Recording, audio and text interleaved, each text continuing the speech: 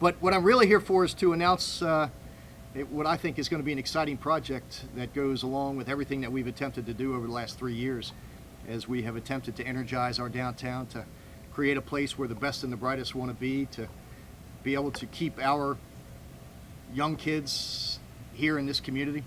The demand for residential living in downtown has vastly outstripped the supply. Downtown Tampa and our urban core has become a place of destiny, a place where young people want to be. It has taken on a life of its own. And what you see here in downtown Tampa now is a very different place than it was 3 years ago, 4 years ago, or 5 years ago. And part of that is catering to the needs of our young professionals. Part of that is taking advantage of this natural environment here.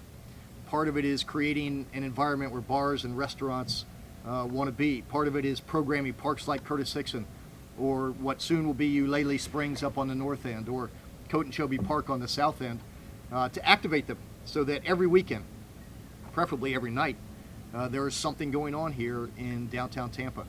And I think you've seen a sea change, not only in attitudes about downtown, but a sea change in terms of people who are willing to invest here, people who are willing to live here.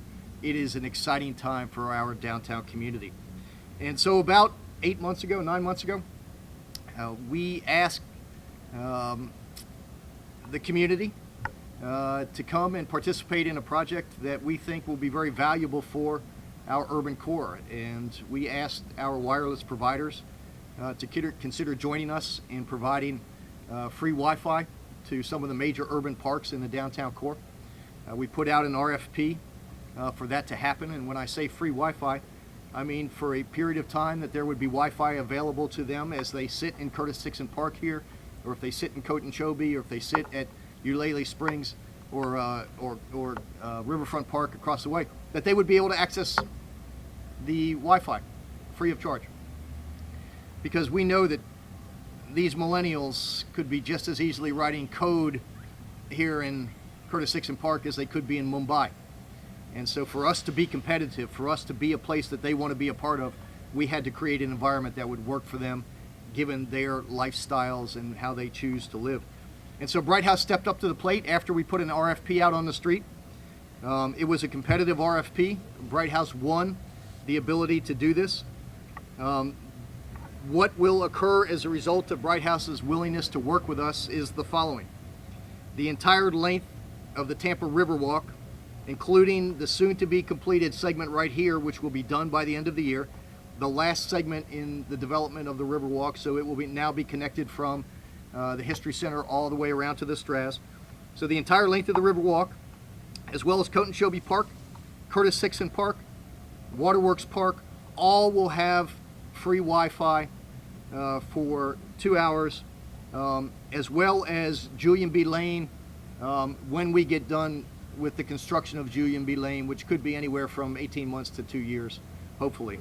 So as we talk about making the river the center of everything that we do, this will be an amenity that will encourage people to come down and use it, encourage people to come down to the parks and work, encourage people to stroll the Riverwalk and sit at the benches and look across at the minarets and use their laptops and do what they would do.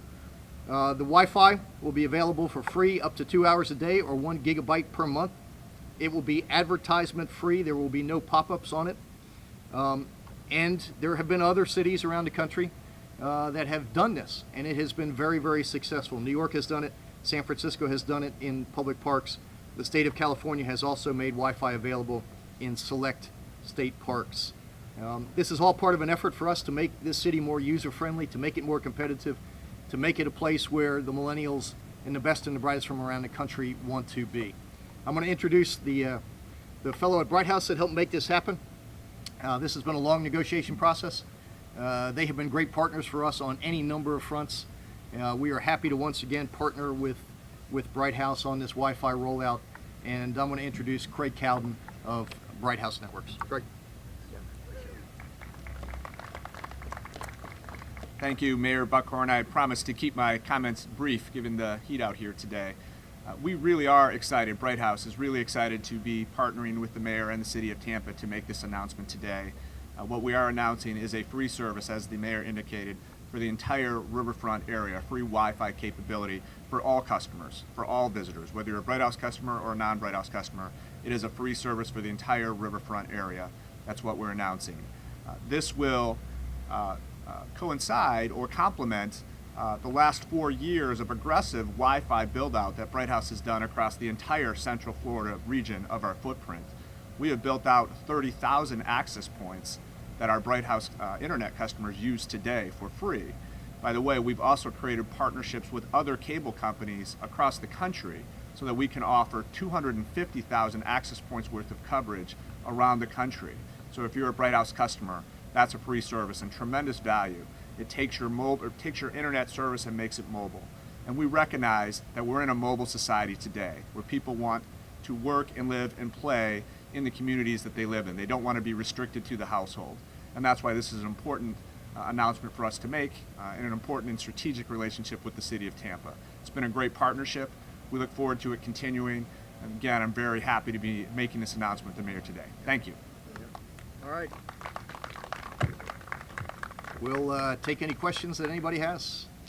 This should be completed by the end of the year, with the exception of Julian B Lane, because we're still in the planning process for what that will look like. So the implementation of free Wi-Fi in Julian B Lane will not be done until the park gets finished itself. Yes, sir. Rick? Any cost to the city? No cost to the city.